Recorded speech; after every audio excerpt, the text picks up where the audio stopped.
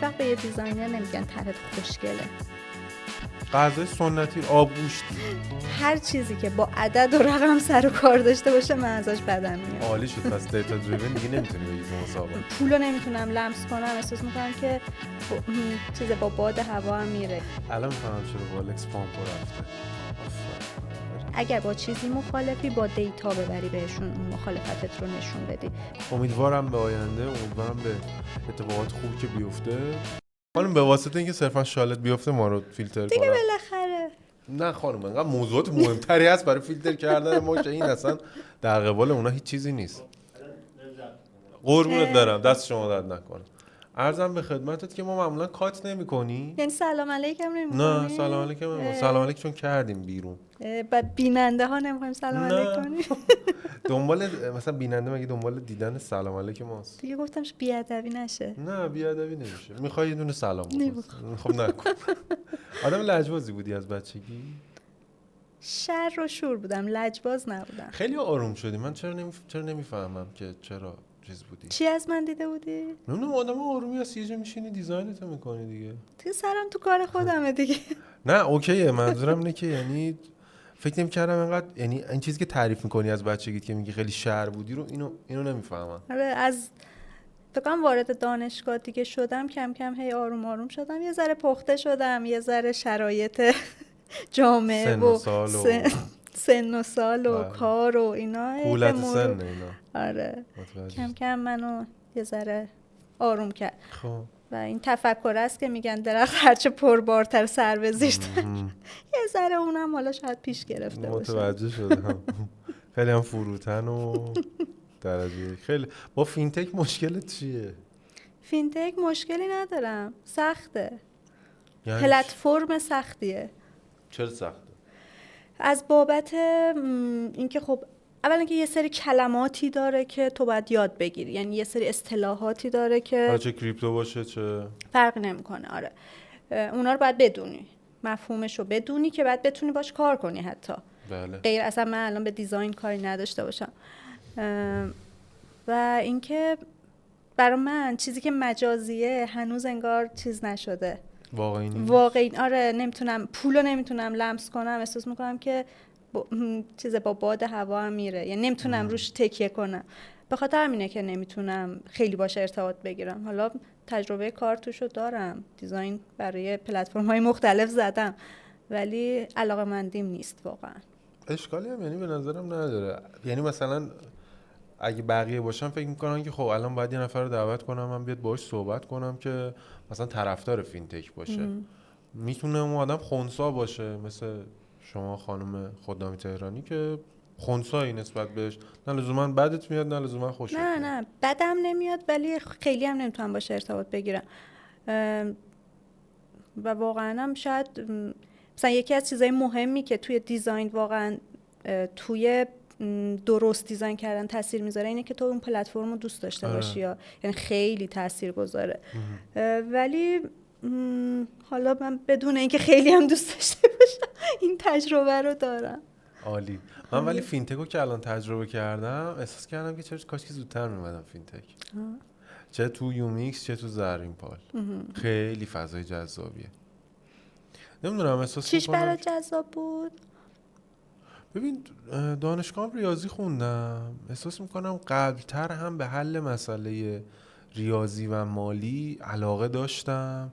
احساس میکنم یه چیزیه که اون توه و صدا میزنه دیگه. خیلی همین خیلی مهمه.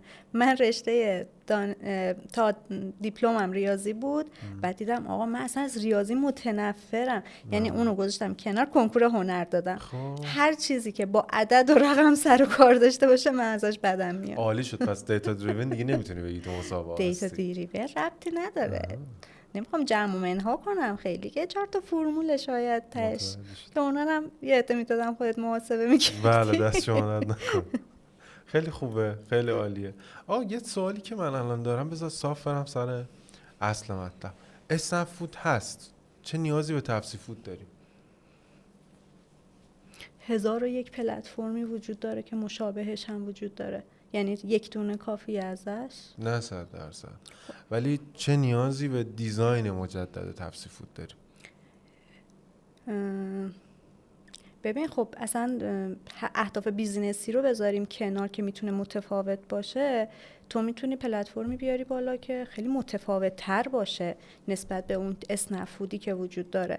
اسنپ‌فود یوزرهای زیادی داره، آدمهای زیادی میشناسن، مایند مدل آدمها رو حتی شکل داده، ولی میتونی یه جا ساختار شکنی کنی و یه چیز متفاوت تر، فرندلی تر، بهتر بیاری بالا و به نظر من مثلا خیلی اتفاقا جذابه. تو زمانی که خودت یه دونه باشی که رقیب نداری برای بهبود، زمانی که چند تا بشی و بخوای توی اون سری از سر در بیاری، اونجاست که میتونی خودتو نشون بدی. اتفاقا به نظر من به نفع همه است وقتی که یه بازی مونوپولی نیست، انحصاری نیست معمولا، حالا به هر دلیلی، یعنی کاری ندارم، معمولا اتفاقا بهتر میده. البته چیزای مرتبط مثلا شهرزاد و اینا رو من تایید نمی‌کنم به هیچ عنوان، چون وارد شده، یعنی اصلا کارکرد اقتصادی نداره. حالا خیلی وارد بحثش هم نمیشن که خیلی وارد بحثش هم نمیشم که منو قپونی نبرن، ولی مثلا یه چیز مثل شهرزاد من راستش خیلی تایید، یعنی خیلی موافقش نیستم، چون که شهرداری کارش چیز دیگه است. ولی با حضور تپسی فود و خلاف سوالی که به عنوان مجری باید بپرسم از شما، با حضورش 100% موافقم. حالا اینکه چه تجربه ای رو شما دنبال میکنید در تپسی فود متفاوت از اسنپ فود، اینجا جای سوال داره که اونایی که میتونی بگی و نمیتونی بگی رو بگو. ببین به نظرم که این ما داریم ریدیزاین میکنیم دیگه، بله. و به نظرم اون هیجان و اون چیزی که قراره اتفاق بیفته، تجربه متفاوت رو بذاریم بعد از ریدیزاین که اومد بالا بهش برسیم. اجازه ندارین صحبت کنیم راجبه؟ بهتر که الان صحبت نکنیم دیگه، بهتر که بذاریم همون تو لفافه بمونه تا بعد یه هوی اومد بالا. ولی خیلی تلاش های جذابی کردیم برای اینکه بتونیم چه سمت یوزرش، چه سمت بک آفیسش، چه سمت وندورش، یعنی کارهای مختلفی داریم انجام میدیم و الان بیشترم تمرکزمون سمت اپ و یوزره. خیلی خیلی کار جذابی انجام شده. کی ما چیز بشیم، کی سورپرایز میشیم به نظرت؟ نمیدونم هنوز، ولی احتمال شاید مثلا تا آخر سال اتفاق بیفته، ولی تایم دقیقش رو نمیدونم. داریم مرحله به مرحله پیش میریم. حالا جالبش اینه که حتی خود مدیر عامل آقای سلامی هم خب خودشون یه سری تو سرا دارن توی دیزاین و اینا. حالا بچه‌ای که بیشتر باشون کار کردن اینجوری بودن که خیلی سختگیر بودن توی دیزاین و این چیزا، با دیدن این ریدیزاین گویا خیلی هم شگفت انگیز شدن. آره. و حالا پیش میره دیگه، میبینید. تا فکر کنید تا آخر سال پس توسعهش کامل پیدا کنه، توسعه فنی منظورمه، این که بره رو پروداکشن. 100% قول نمیدم، شاید یه بخشایی انجام بشه، ولی باز میگم این دیده بیزینسی است که میخوایم یه هویی ببریم بالا یا اینکه تیکه تیکه ببریم، اینش هنوز مشخص نیست. و خلق تجربه متفاوت شبیه همون کاری که توی تفسیر کپ کردین از ابتدا، اینجوری دارم میفهمم، چون تجربه کاربری تفسیر کپ هم از ابتدا تا حد خوبی متفاوت بود با اسنپ گپ. ببین شاید سگمنت درست نه اینجوری هم نمیتونم بگم، نمیشه خیلی راجعش صحبت کنم، جای محدودیت دارم. عالی شد. خیلی خوب، باشه. پس شما داری به ما یه وعده میدی برای یه تجربه کاربری بسیار متفاوت. به مرور هم بهتر میشه ها. مثلا الان ممکنه بیاد بالا و شما یه چیزی رو ببینین که اونقدر هم تفاوت نداشته باشه، ولی پلن براش هست که بخوایم متفاوت ترش بکنیم، بهترش بکنیم. صرفا هی باید پیش بره، هی امتحان کنیم، تست بگیریم، ببینیم کجا خوبه کجا بده. اوکی. الان چند نفرین بچهای دیزاین مشخصا فقط پروداکت دیزاین تپسی فود چند نفرین؟ نزدیک 7 نفر هستیم. حالا بیشتر هم قرار بشیم. با لیدمون 7 نفریم. یه دونه یو ایکس ریسرچر داریم. بله. یه دونه یو ایکس رایتر داریم. یه هد داریم، یه لید داریم و بقیه پروداکت دیزاینر. عالی. بعد از سرویس بخش چیز هم داریم. جان. دیزاین سیستم منیجر هم داریم. انجینیر در واقع درست ترشه. بسیار عالی. یاد چیز افتادم، یاد دیزاین سیستمی افتادم که می‌خواستم چیز بزنم. چه مصائبی کشیدیم سر دیزاین سیستم. خیر ان شاء الله. عرضم خدمت شما که از سرویسه یا تو هر ورتیکال جداست؟ یعنی تو هر تیم دیزاینر خودشو داره یا نه از سرویس سنترالایز سرویس میده به ورتیکالا؟ ببین در حال حاضر هممون یه جا نشستیم و هر کدوممون روی سری از بخشا داریم کار میکنیم. مثلا من بک آفیسم کلا یه نفر دیگه هست که مثلا صرفا روی وندوره و بقیه روی اپ و این چیزا. ولی زمانایی که نیاز باشه به هم کمک کنیم، کار بحرانی باشه، بسیج میشیم دیگه. مثلا سر همین ریدیزاین اپ که یه کاری رو فورس بعد انجام میدادیم، هممون اومدیم تمرکز گذاشتیم روی اون بخش. آره عالی، متوجه شدم. پس به صرف یعنی در واقع دیفالت اینه که ورتیکال بیس، هر ورتیکال دیزاینر خودشو داره، هر پروداکت منیجری میتونه پروداکت دیزاینرش رو حفظ کنه و پیش ببره. ولی حالا اگرم مثلا سر سیستم دیزاین و چیزای شبیه به این کار برشه، دیزاین سیستم در واقع سیستم مشکل، در واقع دیزاین سیستم مسئله داشته باشه، بچه‌ها میان به سنترال کمک میکنن. حالا ما چون اصلا دیزاین سیستم انجینیر داریم، یه بخش خوبی که اصلا با دیولپرها در ارتباط باشه و هنداف کنه کار رو، اصلا سمت اون آدمه و خیلی ماها دخالت نمی‌کنیم مگه لید و مثلا هدمون. اما دقیقاً چی کار میکنه دیزاین سیستم انجینیر؟ آره من تا حالا کار نکردم. ببین یک دیزاین سیستمی رو درست میکنه ولی خیلی اصولی، که اصلا مثلا یه بخشش اینه که یه کوری رو میسازه، این کورا رو به برنچ‌های مختلف میده. به مثلا من مینا اگر قراره روی بک آفیس کار کنم و به یک دیزاین سیستمی نیاز داشته باشم، اون یک برنچی رو به من میده که مخصوص بخش بک آفیسه و کلا کارهای هندافی رو هم اون انجام میده دیگه. یعنی کار رو از ما میگیره. بعد خیلی خیلی کار خفنی کرده. یعنی اومده یه سری حالا پلاگین، یه سری فلو، یه سری کارها انجام داده که حالا چون تخصص من نیست من خیلی نمیدونم.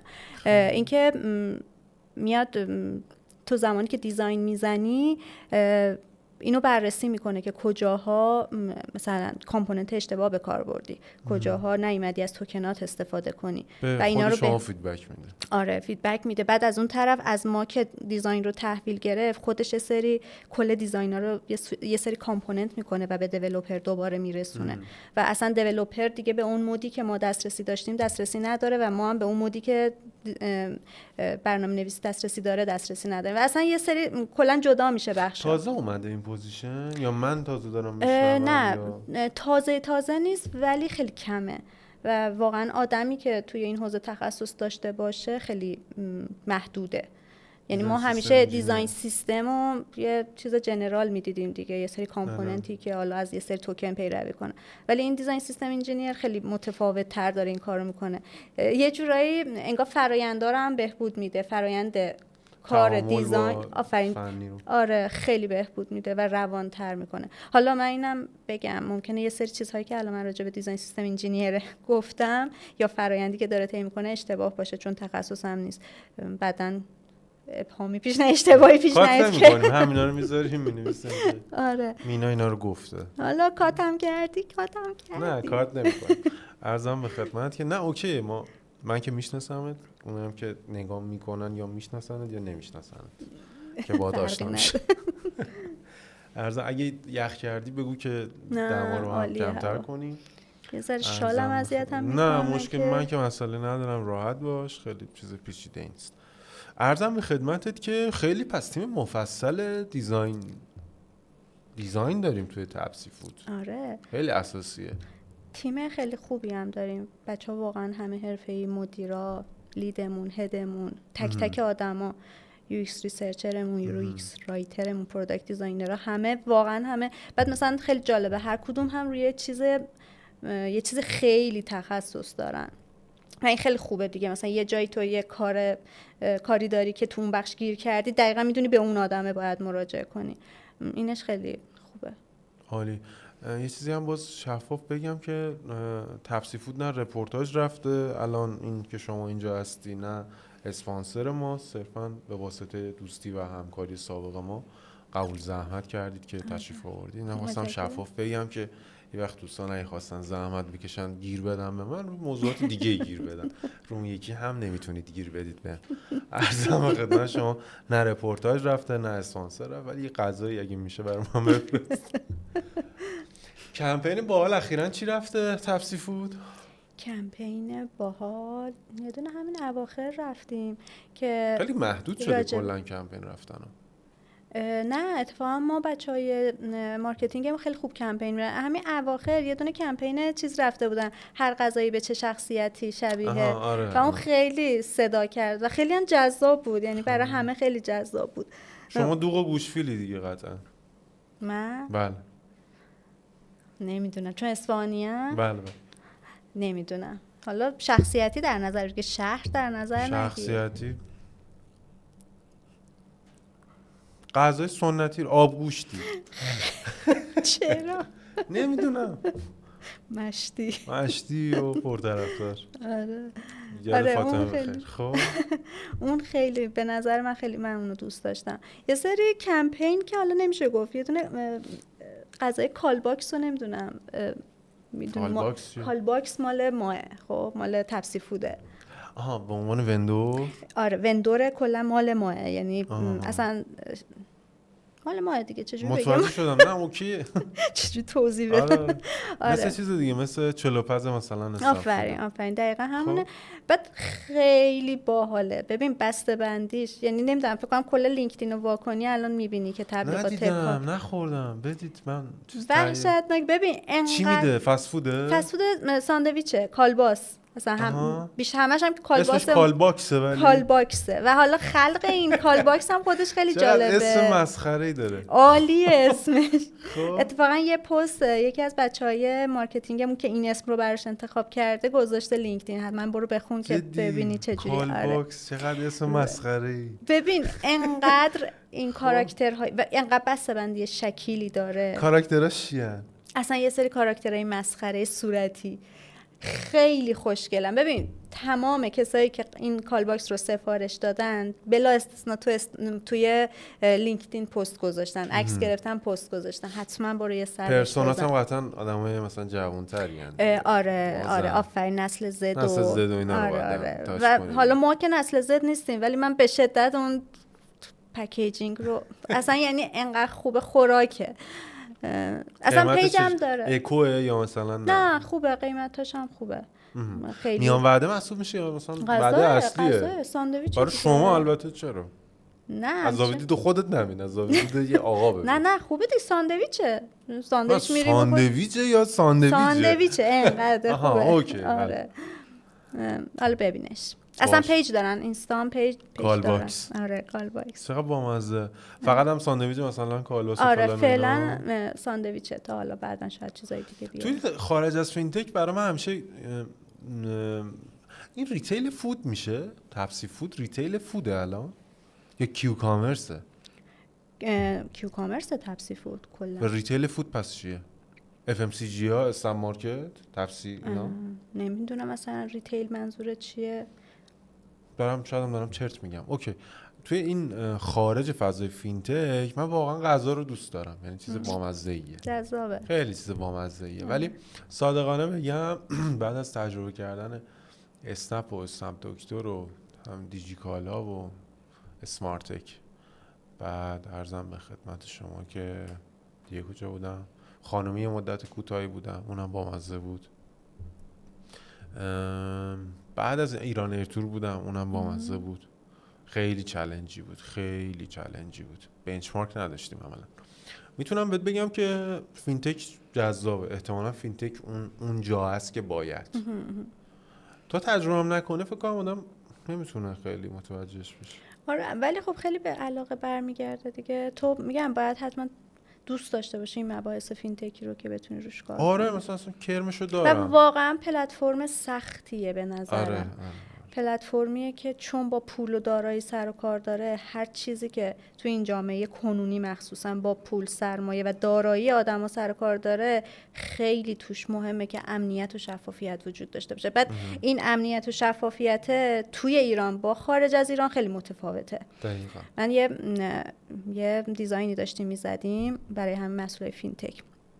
و قرار بود که یه سری تراست المنت ها رو توی مثلا صفحه هوم پیجمون هم بیاریم و اصلا کلا میخواستیم که امنیت رو توی پلتفرممون یه جورایی بگنجونیم و نشون بدیم. خب ما مثلا یه سری بنچمارک کردم، بنچمارک ایرانی کردم، خارجی کردم و یه سری چیز میز در آوردم دیگه، چون شعارش هم امن‌ترین داره. آره. بعد ولی وقتی مصاحبه کردم، من رفتم مثلا با 50-60 نفر مصاحبه کردم از یوزر، حالا چه یوزر عادی بود، چه تریدر حرفه‌ای بود یا تریدرهای خیلی معمولی، تریدر که دیگه اسمشو نمیشه گذاشت، آدم‌های معمولی که صرفاً کار میکنن با این پلتفرم. دید اونها نسبت به امنیت انقدر متفاوت بود با آنچه که در دنیای خارج از ایرانه، خیلی متفاوته. یعنی چی بود مثلا؟ مثلا یکی از چیزایی که از نظر من هیچ وقت بهش نگاه نمی‌کردم و تو بنچمارک هم شاید خیلی بهش بر نخورده بودم، این بود که تعداد تبلیغاتتون توی سوشال، طرف میگفت که برای من خیلی مهمه که شما توی سوشال تبلیغات رفته باشید که من بدونم شما رسمی هستین. شما وقتی تبلیغات نرفته باشید من شما رو نمیشناسم و نمیتونم بهتون اعتماد کنم. چقدر جالب. آره این خیلی چیز عجیبی بود و خب تو هر سوشال مدیایی، تو هر سوشال مدیایی، یعنی خب خیلی‌ها ببین یه سری‌ها مثلا به یوتیوب اشاره می‌کردن ولی یه سری‌ها اینجوری بودن که ما تو اینستاگرام مثلا خیلی ها رو میبینیم که دارن فعالیت میکنن ولی شما رو مثلا ندیدیم، چجوری بتونه اعتماد کنن. چقدر جالب. آره و این تاثیر سوشال واقعا تاثیر عمیقی آقا، یعنی شاید دست کم بگیریمش توی یه سری پلتفرم ها ولی نه واقعا آره خیلی عمیقه. من اصلا همچین دیدی نداشتم آره. آخه اینجوریه که تو هرچی بیشتر دیده بشی اسمت بیشتر سر زبونا میفته و همین اعتبار میاره دیگه، باید اینو در نظر بگیریم. اسمت اعتبار باید بیاره. آفرین. الان میفهمم چرا یومیکس معروف شد. اون که خب میشه. الان میفهمم چرا والکس پامپو رفته. آفرین. آره سر همین میگم چالش های اینجوری هم داره پلتفرم هایی که مردم هم با قبل از اینکه پلتفرم های فینتک تو ایران باشه همیشه خارجی ها بوده و ایرانی ها تجربه کار با اونا رو داشتن دیگه و خیلی میان مقایسه میکنن. مثل بایننس مثلا. آره آفرین، بایننس که دیگه اصلا گل کاره دیگه. آره همه با اون کار کردن، اصلا گل کار دنیاست. 400 میلیون یوزر اصلا مایند مدل آدما شکل گرفته. یعنی تو میخوای بیای توی پلتفرمت کوچکترین تغییری بدی، طرف میگه بایننس این شکلی کار میکنه، تو چرا اینجوری کار میکنی؟ و این خیلی سخته، یعنی تغییر توی این پلتفرم‌ها خیلی سخته. ضمن اینکه این همین پلتفرم خودش نیاز به آموزش داره و تو تازه بیای اون چیزی که مایند مدل بوده رو تغییر هم بدی دیگه بیشتر باید. آره. پس خیلی توصیه نمی‌کنی یومیکس تجربه کاربری عجیب غریبی مثلا خلق کنه؟ ببین عجیب غریب تو میتونی بهبود بدی با توجه به یوزر ایرانیت، ولی نمیتونی یهویی اولا تغییر بدی، دومی که باید خیلی رومون را بری. کجاها رو میتونی بهبود بدی؟ خیلی باید با یوزرت سر و کار داشته باشی، نظر اونها رو هم بپرسی. جالب بود. آره ولی مثلا پلتفرم‌های کیو کامرس اینجوریه که اونقدر پلتفرم سختی نیست. سختیش کجاست که تو فقط گشنته آفرین معماری اطلاعات توی اون خیلی مهمه و ضمن اینکه سرعت خیلی مهمه توی اون پلتفرم. یعنی چالش اصلی این نوع پلتفرم سرعتشه، سرعت آپریشنش، سرعت پیدا کردن اون قضیه پروداکت، سرعت پیدا کردن و بعد از اون سرعت دلیوریه که خیلی مهمه. سرعت دلیوری که آپریشنه باشه، بازم اونو ربطش میدن به پلتفرم تو دیگه. تو آره از چش شما میبینم. آره. مثلا من مثلا وقتی اسنفود مثلا غذا من دیر میاره، من نمیگم که مثلا چرا اسنپ اکسپرس که سرویس دهنده به اسنفوده یا مثلا فیلیت اصلا خود در واقع اسنفود یا اون ناوگان خود اسنفود کاری ندارم، میگم آقا اسنفود دیگه اسنفود دیر فرستاد، ولی خب حتی کاری به خود اون ارائه دهنده هم ندارم، یعنی کاری به رستوران هم آفرین اصلا کاری من ندارم، چون واسطه اون اصلا کاری من ندارم. مثلا هایدا دیر فرستاد یا شیلا زود فرستاد، آقا دیر فرستاد دیگه. آره دقیقاً میگم توی این نوع پلتفرم‌ها سرعت مهمه، ولی تو فینتک عوضش سرعت مهم نیست. نه. سرعت از چه جهت مهمه؟ آپدیت دیتا مهمه ها، یعنی تو بتونی اون چی بهش میگن دیتا، آره اینا رو بتونی سریعتر آپدیت کنی، چون اتفاقا یکی از چالش‌هایی که توی ایران هست اینه که آپدیت درست نمیشه، بعد همه میرن دوباره بایننس رو میبینن. 100%. آره ولی کاربر فینتک اینجوریه که من مسیر طولانی تر با تمرکز و آهستگی بیشتر ولی امن و شفافتر طرف مثلا چقدر جالب بود. آره طرف مثلا اینجوری خورش خوب بوده. یه بار دیگه میشه بگی؟ یادم رفت. مسیر آرومتر. آره مسیر آرومتر، کندتر، با فرایند درستتر ولی امن‌تر، شفافتر. چون مثلا من تو مصاحبه‌ای که داشتم اینجوری بود که طرف حتی مثلا 1000 تومن از کارمزدی که داشت پرداخت میکرد برای شفاف نبود، همین 1000 تومن رو سرش داد و بیداد میکرد که این چی شد. یعنی اون برای همینه که توی پلتفرم های فینتک خیلی مهمه که تو نوتیف های درست، ارور های درست، حتی هلپ های درستی داشته باشی، گوشه به گوشه. یعنی تو حتما باید گوشه به گوشه بگی آقا داریم چی کار میکنیم، و اگر نگی بلایی که سرت میاد اینه که کلن کانورت نمیشی. نه اصلا کلن تیم پشتیبانی دهنشون سرویس میشه دیگه، دم به دقیقه. آره کچل میشن، چون دم به دقیقه باید جواب یوزر رو بدم. همین دیگه. تو ایرانی ها هم قطعا بنچمارک کردی. آره. خب به نظرت کدوم تجربه کاربری معقولی داشت؟ استمر اوکی مسئله نداره. تجربه کاربری بهتری داشت. ببین من نمیتونم شما یه پروداکت دیزاینر انتخابش میکنی، میدونم شما که علاقه نداری اصلا به فضای فینتک، علاقه نداری به کریپتو، مشخصا کریپتو. اوکی من ولی بنچمارک کردم، شاید به نظر من تو اینا این خیلی تجربه کاربری معقولی داد. من والکس رو دوست دارم ولی توی میگم چون خودم دارم مستقیم کار نمی کنم با این پلتفرم. نه اوکی. نه از این بابت که یوزر من بیشتر با نوبیتکس کار کرده بود و نوبیتکس یه تجربه مشابه فکر میکنم چیزو داشت، بایننس رو داشت ارائه میداد. و از این بابت یوزر من با اون راحت تر بود. ضمن اینکه یک نکته با نوبیتکس راحت تر بود. ولی خودت انتخابت من خودم والکس رو خیلی بیشتر دوست داشتم. چقدر جالب. آره میگم من از لحاظ شفاف بودن و این چیزا دیگه برام خیلی مهم بود و یوزرم رو الان گذاشتم کنار، نظر شخصیم رو دارم میگم. ولی یوزر من با نوبیتکس خیلی راحت تر بود. ضمن اینکه اون نکته که اولش گفتم اسمت باید سر زبونا بیفته، نوبیتکس رو تمام ایران میشناسن و از این بابت حس امنیتی که بهش دارن باعث میشه که ولو اینکه تجربه کاربری خوبی نداشته باشه برن بهش رجوع کنن. چرا؟ چون پولشونه. من پولم رو یک جایی بذارم که امن باشه. چقدر جالب. چقدر یعنی من دارم هم چیزی فکر می‌کنم، شروع کردم کمپینا رو رفتم، اصلا اهمیت نداره چقدر کانورت شد، فقط هم که دیده شد کافیه. آره. ایمپرشن فقط مهمه. یعنی بنرم رفته. ببین تو یوزر تو بگی. من بنر میرم دیگه، اینجوری دارم میفهممش. ببین یه سرنخ خیلی مهم آخه به من دادی. الان مثلا من دارم اینجوری میفهممش که صرفا به واسطه اینکه شما دیده بشی، حتی اگر کانورژن اتفاق نیفتاد به شما اعتماد میکنن. دقیقاً اعتماد میکنن، اسمت سر زبونی ها میفته، بعد کم کم میاد یوزر میاد. حالا اینکه اون یوزرها رو بعد چه جوری نگه داری با چنگ و دندون که چر نشه، اون باز خودش داستان جدایی. چون حالا من یه پلتفرم دیگه که قبلا دیزاین کردم سالها پیش، اونم تو زمینه همین فینتک بود. آره ما لانچ این رو، یعنی اینکه به صورت عمومی بگیم لانچ شده، توی الکامپ اون سال رفتیم لانچ کردیم و با یه بازی شروع کردیم که مثلا یه بازی گذاشته بودیم که بیاین مثلا این بازی رو برنده شید یه پولی به کیف پولتون ریخته میشه. و ما تیم دیزاین که حالا تیم اونجوری هم نبودیم، 2-3 نفر بودیم، رفته بودیم اونجا سرک بکشیم رفتار یوزرها رو ببینیم. ببین مثلا طرف اصلا چیزی از رمزارز و این چیزا نمیدونست، صرفا اومده بازی کنه که یه پولی بگیره. خب بله.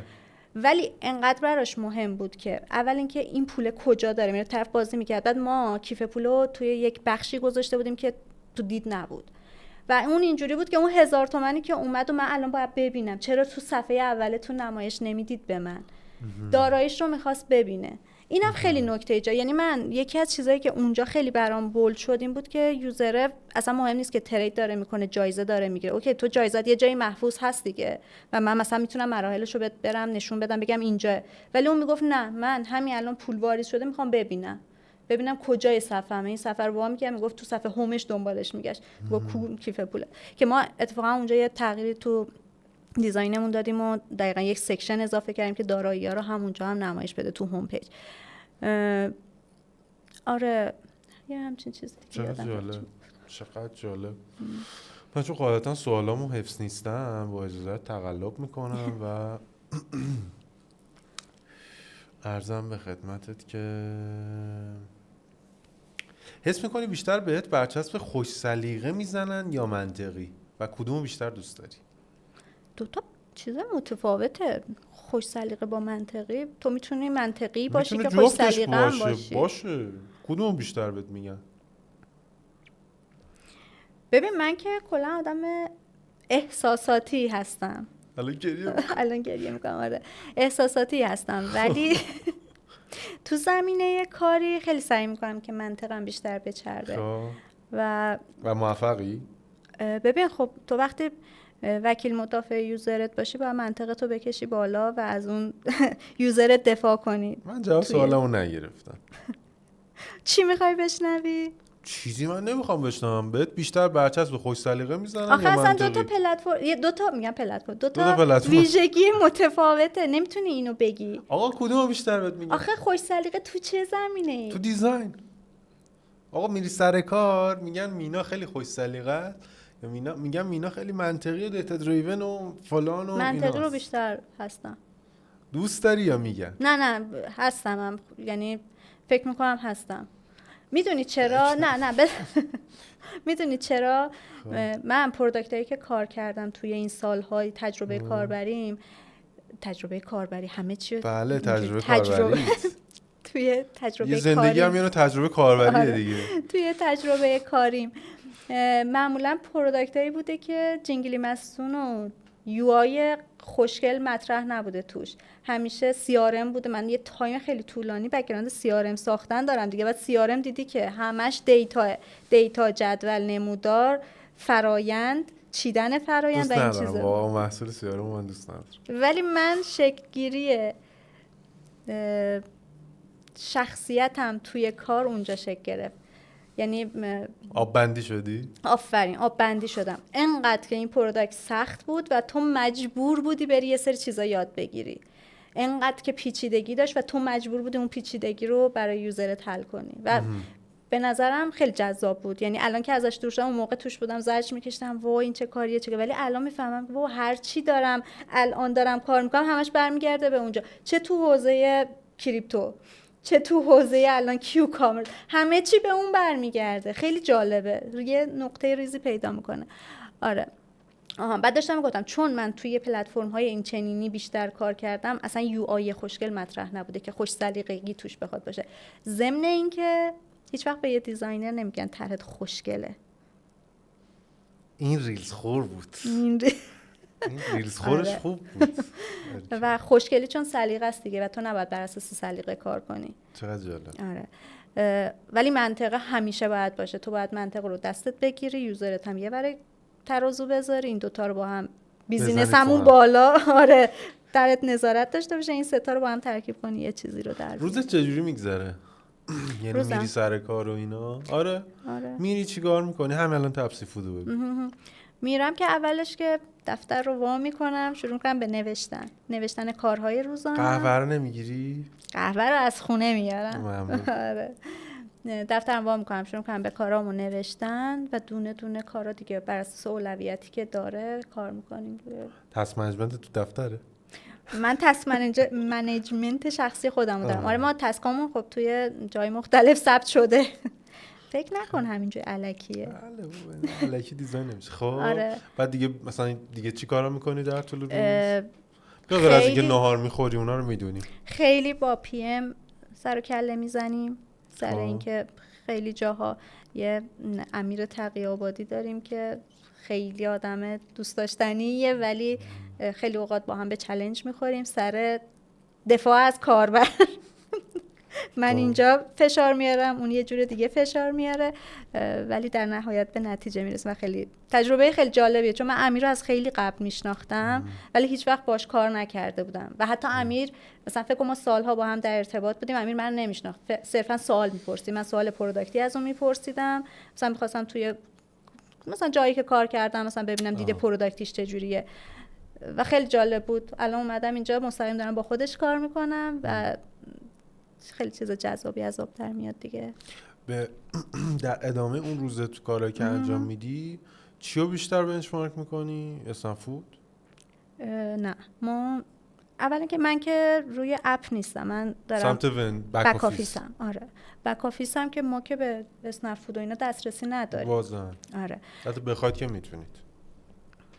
نه سعی میکنیم که پلتفرم های خارجی اگه بتونم، باز میگم CRM من خیلی، چون CRM هم خیلی فرآیند داشت نزدیک به بک آفیس، CRM های مختلف رو میرم سرچ میکنم میبینم اینا. خود امیر یه سری تجربه ها داره که مثلا خیلی کمک میکنه که بهم بگه و اینجوری. ولی سمت اپ خب بچه‌ها خیلی پروداکت خارجی رو بیشتر ریسرچ میکنن راجبش و بنچمارک میکنن. نمونه خوب خارجی چیه سمت یوزر برای بنچمارک کردن؟ خیلی هست. اوبر رو داریم، طلبات رو داریم دیگه، سویگی رو داریم، خیلی چیز هست، خیلی زیادن اونایی که بنچمارک میکنیم. چقدر جالب. پس چیزای زیاد. آره اون سمت چیزای زیادی هست. دیگه والا بخوام از شما بپرسم، توی فیچرهای الان تپسی فود چیه که دلت بخواد، یعنی اگه بهت این امکانو بدن کدومی که از فیچرهاشو حذف میکنی؟ تپسی فود حال نمیکنی با این فیچر؟ خوشت نمیاد؟ حذف میکنم. آخه چرا نباید خوشم بیاد؟ خب ببین الان دوباره هست دیگه که خوشت نمیاد. نه آخه نمیشه، هر چیزی که با منطق، دلیل و منطق اومده باشه تو نمیتونی به راحتی حذفش کنی. چرا باید حذفش کنی؟ حتما یه دلیلی داشته دیگه که فلان فیچر رو آوردن، یه جایی داشته یه کاری میکرده دیگه. خب چرا باید حذفش کنم؟ نه میدونم یه منطقی داشته، تو خوشت نمیاد ازش؟ نه هیچ کدوم. هیچ چیز خاصی. خیلی داری مقاومت میکنی. خب ببین فردا صبح میفهمی که یه فیچر محبوبی که طراحی کردی باعث ضرر بیزنس شده، اینو چیکار میکنی؟ آخه فیچر که من طراحی کرده باشم و به ضرر بیزینس شده باشه قبلش از لایه‌های دیگه گذشته، مستقیم نمیان. حقیقا منطقی نباش. بابا خب همینه، اینجوری نیست که من یه فیچری بزنم بگم دیولپر بفرما اینو بزن بعد فردا بیزینس بیاد پایین. سوالای درستی نیست. نه چی؟ چقدر توی پروداکت دیزاین نقش بازی میکنی؟ یعنی به صرف این که مثلا بخوای پروداکت منیجر یا استیکهولدر رو راضی کنی میگی خب اوکی حالا مثلا این میگه بذار من بگم باشه مثلا برم بزنم دیزاین کن. ببین خب خیلی وقتا پیش میاد این اتفاقه، یه جاهایی هم میگی به به چقدر فیچر خوبی گفتی، آره بذار برم دیزاین کنم، برم بزنم. نه اینجوری که هیچ وقت پیش نمیاد، ولی ممکنه یه سری جاها تو یه سری مخالفت ها داشته باشی ولی دلیل بیزینسیه بچربه به اون دلیلی که تو میخوای و تو باید اون رو بزنی تا فیدبکش رو بگیری. حالا ممکنه فیدبک خوب باشه یا بد باشه، ولی من به شخص خودم با امیر مخصوصا خیلی سر همین چیزا با هم گفتگو میکنیم که یه جاهایی میگم من مخالفت میکنم، یه جاهایی امیر دلایل منطقی میاره که من موافقت کنم، ولی در نهایت اون ارتباط هست دیگه، باید شکل بگیره دیگه. نمیشه مثلا من بیام بگم نه من نمیزنم، اونا میگن خب بفرما. بله اونا قطعا میگم بفرما. میدونی هر چیزی که تو با دیتا بعد بتونی اثبات کنی، خیلی به نظر من این خیلی مهمه که تو بتونی اگر با چیزی مخالفی با دیتا ببری بهشون اون مخالفتت رو نشون بدی، 4 تا بنچمارک کنی، 4 تا چه میدونم دیتا از یه جای جور کنی، بری بگی آقا به این دلایل من مخالفم. حالا یا این دلایل اونها رو قانع میکنه یا نمیکنه، یا تو اون و از ضمن که پروداکت دیزاینر یه ویژگی خیلی مهمی که باید داشته باشه، استوری تلر خیلی خوب باید باشه. تو میتونی یه چیزی که دلخواه خودت رو یه جوری تعریف کنی و زاویه‌اش رو بچرخونی که مجاب کنی، ولی اگه استوری تلر خوبی نباشه نمیتونی این کارم انجام بدی ولو اینکه حق با تو باشه. من دارم اینجوری میفهمم که باید پروداکت دیزاینر یه جوری فروشنده خوبی هم باشد. حالا فروشنده که نمیفروشی، باید بتونی مجاب کنی، توانایی مجاب کردن. میدونی چرا؟ چون که کلا نقش ما اینجوریه که یه ذره فراینده کارو کند میکنه، چون ما میخوایم با دیتا پیش بریم، میخوایم فلان کارو انجام بدیم، تست انجام بدیم، این کارو کنیم اون کارو کنیم. و بیزینس و حالا پی ام ها باز کمتر، ولی بیزینس کلا اینجوریه که من میخوام سریع ترین زده بشه ببینم نتیجه رو به خاطر همینه که تو باید مجابش کنی که اگه من فرایندم رو دارم کش میدم، اگه دارم فلان چیزها رو توی مابین این کار میارم، برای تو این آورده ها را در آینده خواهد داشت. تو یه فیچری رو نمیزنی که بعدا مثلا با کله دان بشه، چیز بشه، فیل بشه. میدونی این فراینده به خاطر همین تو باید بتونی خوب بیانش کنی که مزایاشو بگی بهش. جالب بوده. ولی زمان با بنچمارک و دیتا معمولا میشه اینو نشون داد. خیلی روش‌های ریسرچ و اینا زیاد داره دیگه، تست گرفتن حتی. آره روش‌های مختلف وجود داره. اگه خود مینا یه محصول بود، کدوم محصول بود؟ خودت فیکشنال، خودت به صورت انتزاعی محصول بودی، چه محصولی بودی؟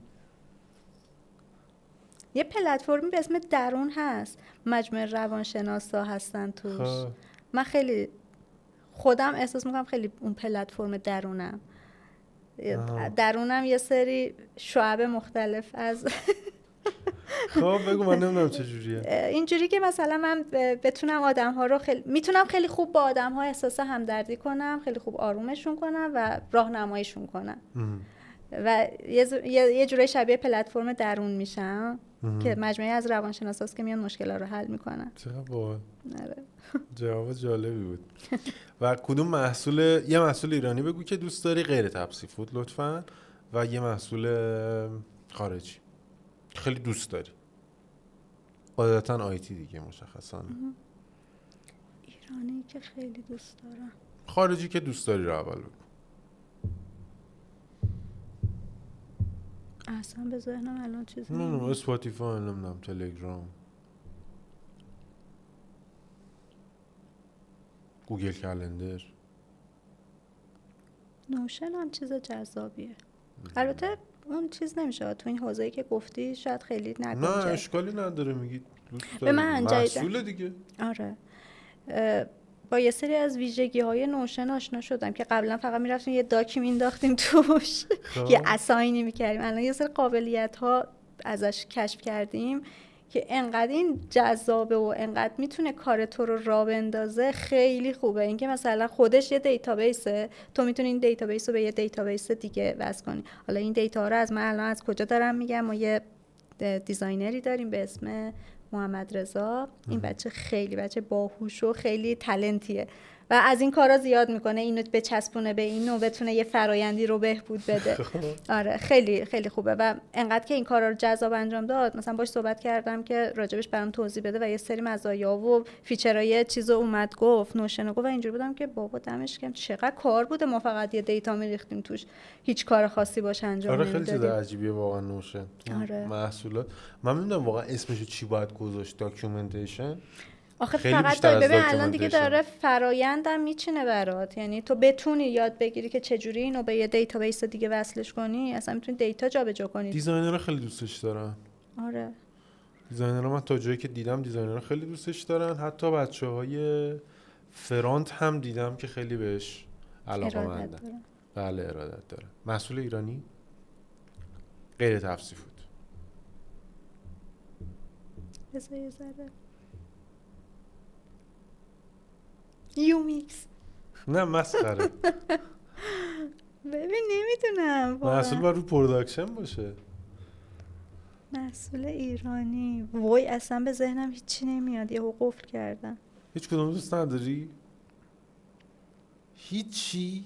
بذار یه دقیقه گوشیمو یه نگاه آره نگاه کن ببینم چی دارم چی ندارم. منم سوالامو نگاه کنم.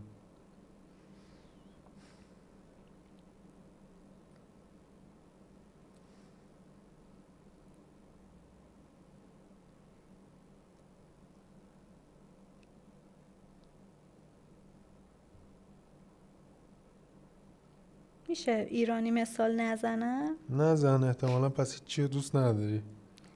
آخه بیشتر مثلا تو حوزه خودمون مثلا همیشه خارجی ها رو داشتیم، خیلی با ایرانی ها شاید بلو بانک رو بدم نیاد. بلو بانک خیلی الان خیلی ها مثلا مورد انتقاد قرارش دادن ها. ولی من خودم مثلا 7-8 ماه دارمش و اینقدر برام جذابه این باکس ساختنه. مثلا اولی که حقوق میگیرن یه باکسی میسازم، پس انداز میذارم اونجا. یادت میگفتیم بساز نمی‌ساختی؟ آره دیدی مقاومت داشتم، واقعا مسخره بود. آره و این برام خیلی چیزه. حالا الان خوشش اومده. آره اینو خیلی دوستش دارم. کی گفت واقعا قبول کردی؟ حقوق شرکتمون رو به بلو میریزه. مجبور شدی ولی بازم نمیساختی. نه حالا قبلش که مثلا یه 2-3 ماه قبلش ساخته بودم. آره بعد این خیلی برام جذاب بود و اینکه میتونم تراکنشامو رصد کنم که برای چی به کار بردم. اینش هم خیلی دوست داشتم چون من خیلی آدم منظمی توی خرج کردن نیستم. بله در جریانم. نمیدونم این ماه چند بار بسته پستی از کجا داشتم و اینجوری وقتی مثلا خرج و مخارجمو تفکیک میکنم میتونم بفهمم که ای بابا چقدر خرید. این رایجه بین خانوما؟ آره بابا همه خانوما این کارو میکنن. نه یعنی نمیدونین که نمیدونن چیکار کردن. تموم شد. نه یه سریا که هست دیگه ندارم. نه یه سریا هستن قشنگ رصد میکنن. من داشتم دوستاییمو که به صورت بولت پوینت توی نوت گوشیشون از ماه بعد رو میان مینویسن من این خرجا رو دارم، بعد میان حقوقو که میگیرن انقدرشو بهش اختصاص میدن و حواسشون هست که از اون مقدار پایین و بالا نشه. واجد بندی میکنن. آره برکلا. حالا من ولی اینجوری نبودم که حالا شاید با این یه ذره کنترل بشه. ممنونم. آخرین باری که می‌خواستی یکی از همکاراتو خفه کنی کی بود؟ این سوالا چیه؟ قرار راجع به فینتک سوال بپرسید. پرسیدیم دیگه، نپرسیدیم. من کل راجع به فینتک حرف زدم. خب دیگه تمومه. آخرین باری که می‌خواستی یکی از همکاراتو خفه کنی کی بود؟ شاید نمیتونم اینا رو بگم دیگه. مثلا یه هفته پیش، یه ماه پیش. مثلا بذار بگم خیلی یا 6 ماه پیش. مثلا 6 ماه پیش زمانی که می‌خواستم با تو قرار بذارم بریم کافه. متوجه شدم. خیلی عالیه. این سوالا خیلی چالشیه. یه ذره کات کن این بخشا رو. نه کات نمی‌کنم. عرضم به خدمتت که یه پروداکت دیزاینر هم معرفی کن که خوشت میاد ازش، خیلی باش حال می‌کنی. خدا رو چه دعوتش کردیم.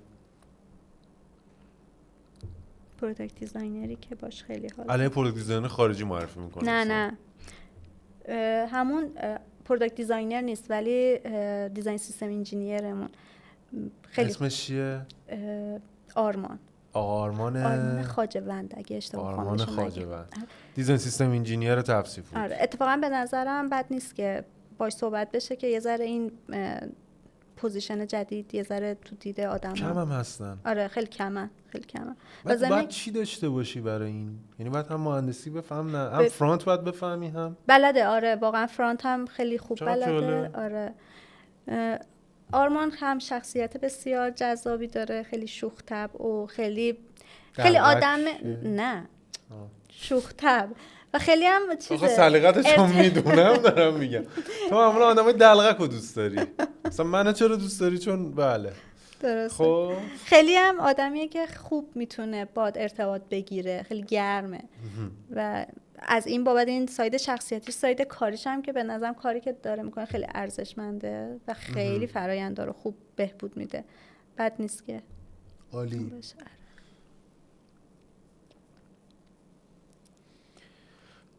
چیزی که دیگه میخواستم ازت بپرسم و عرضم به خدمت، حقوقت خیلی سوال خوبی. بگو خب ببینم ماه قبل چقدر چیز کرد. کجا باشه خوبه؟ یعنی مینا به کجا برسه خوبه؟ به کجا برسه؟ ببین من یه باگ شخصیتی که دارم و خیلی بهم گفته شده اینه که تو خیلی آرمانگرایی و همه چیز رو هم داری توی کار میبینی. تو مثلا اگر توی کاری به یک موفقیتی دست پیدا نکنی فکر میکنی کل زندگی تو از دست دادی. خیلی دارم روی این موضوع کار میکنم که اون به جایی رسیدنه فقط تو حوزه کاری نباشه. در حال حاضر به نظرم به اون جایی که میخواستم رسیدم تا حدود خیلی زیاد. یعنی خب جاهای مختلفی که کار کردم، تجربه‌های مختلفی که داشتم خیلی برای خودم ارزشمنده. خیلی ضمن اینکه خارج از محیط کار هم چالش‌های زندگی، ازدواج، هندل کردن اینها، دوره‌های مختلفی که باید خودتو آپدیت نگه داری، ارتباط، این خیلی مهمه، ارتباطت با دوستانت که بتونی حفظ کنی. چون آدم وقتی سرشون شلوغ میشه ناخودآگاه یه فاصله ایجاد میشه، ولی تو بتونی این رو هم هندل کنی خب خیلی مهمه. ولی تو حوزه کاری بخوام بگم، خب خیلی دوست دارم واقعا الان تو مرحله‌ای ام که دلم میخواد بیزینس خودمون رو داشته باشیم و روی اون کار کنیم. میکنیم؟ ببین داریم بهش فکر میکنیم، یعنی خیلی ایده ها با مسعود. آره با مسعود داریم خیلی بهش فکر میکنیم. خیلی هم ایده های مختلفی داریم. یکی اینکه سرمایه گذار خیلی خوب باید پیدا کنیم برای بعضی از کارهایی که دلمون میخواد انجام بدیم که حالا فعلا پیدا نکردیم. یه سری از ایده ها باید پخته بشه، زمینه که وقت باید داشته باشیم. یعنی مثلا من بعد از کارم بیام بیرون، اونم باید یه ذره نصف نیمه کار کنه، بتونیم این دوتا رو با هم تایمامون رو چیز کنیم. اونو خیلی الان دلم میخواد، یعنی اگه اون کار بتونیم انجامش بدیم، به نظر من خیلی قدم بزرگی بر خودمون برداشتیم. عالی. اونم تو ایران که انقدر الان همه چی اوضاعش عجیب غریبه دیگه و تو نمیتونی روی کاری که داری برای شرکت ها میکنی باز حساب باز کنی. هر لحظه ممکنه دوباره جنگ بشه، دوباره ممکنه اتفاقایی بیفته که شرکت ها مجبور بشن برای اینکه بتونن خودشون رو نجات بدن یه سری از نیروهاشون رو حذف کنن و تو امنیتت ممکنه به خطر بیفته. آره متاسفانه این شرایط کشور خیلی جالب انگیز نیست. حالا خیلی هم آخر پادکستی دان شدیم. الان دلغک بازیم نمیاد که تو رو از این حالت خارج بکنم، ولی شرط جامعه به هر حال اینطور هست. من به چند سال آیندهش امیدوارم. نمیدونم چرا، شاید چون خوش خیالیه، شاید چون آدم دیوونه ایم. نه آدمی به امید زنده است دیگه. چی بگم والا، تو 12 شب کار کنی باید دیوونه باشی دیگه احتمالاً. نه باید کارتو دوست داشته باشی. شاید جاه طلب باشی. اینا ویژگی بدی نیست. نه ویژگی بدی نیست. و چیزی که داره به ذهنم میرسه خانم اینه که امیدوارم به آینده، امیدوارم به اتفاقات خوبی که بیفته. شاید هم نیفته. امیدوارم که بیفته. یعنی ما حیفیم واقعا. همه ما جوانایی که داریم اینقدر کار میکنیم حیفیم برای اینکه نتونیم اون چیزهایی که دلمون میخواد بهش برسیم. آره کشور به حال منابع زیادی داره، به حال میتونه خیلی شرایط بهتری و انشالله داشته باشه. کی و چه جوری و چه شکلیشو نمیدونم. اتفاق خوبی هم که دارم میبینم با اینکه خیلی‌ها دارن دیس میدن، حتی غلط، اینه که بیشتر داره. مشخصا فینتک ها کاری به کیو کامرس و اینا ندارم، یعنی کاری به استنفود و تفسی فود و اینا ندارم. اتفاق خوبی که دارم راجع به فینتک میبینم داره میفته اینه که قانونگذار حتی به غلط، حتی به اشتباه، مثلا همین 5000 تتر، مثلا همین قانون 10000 تتری که گذاشتن داره وارد میشه. حالا همه مگه از اول باید بلد باشن؟ ما خیلی خندیدیم با بچه‌ها، یعنی اینجوری بودیم که خب خیلی راه زیادی هست برای دور زدن این، ولی اوکی، یعنی داری میای که شفاف کنی شرایط و آدم بدونه چی درسته، چی قانونیه، چی غیر قانونیه دیگه. این خوبه، این کار خوبیه. ولی که کلا ول کنی هیچ قانونی نداشته باشه، این اصلا اینجوری که تو اصلا مجوز نداشتین، اصلا تو نمیدونی باید الان این کار درست هست یا درست نیست، این کار قانونی هست یا قانونی نیست. من الان فردا دستمند میزنم ببرن یا نه. ولی یه چیزی که حتی به غلط، مثلا این 5000 اوکی، من الان میدونم که خب برکد ملی 5000 تتر بیشتر نباید. دمت گرم. دیگه چه قانونایی میخوای بذاری روش؟ دیگه فکر میکنی کجا میخوای تنظیم گری کنی؟ کجا فکر میکنی به شفاف کردن موضوع میخوای کمک کنی که ما فینتکیا بیشتر رشد بکنیم؟ این اتفاق خوبیه. الان شاید شما مجوزهاتون اوکی شده؟ ببین یه دونه مجوز باید شما بگیری از بانک مرکزی، یه دونه مجوز اگر اشتباه نکنم باید بگیری برای از فرابورس اگه میخوای وارد لنتک بشی، اگر اشتباه نگم. تا حدی که فهمیدم این دوتاست. مجوزهای دیگه ای هم هست، عضویت در نظام صنفی راهنه‌ای، عضویت در انجمن بلاکچین که واقع شرقی سلام میرسونم از همینجا. خیلی ارادت داریم. جای مختلفی هستن که شما بتونی فعالیت کنی و به واسطه این که مجوز اونها رو داری یک مقدار سر و شکل بگیره.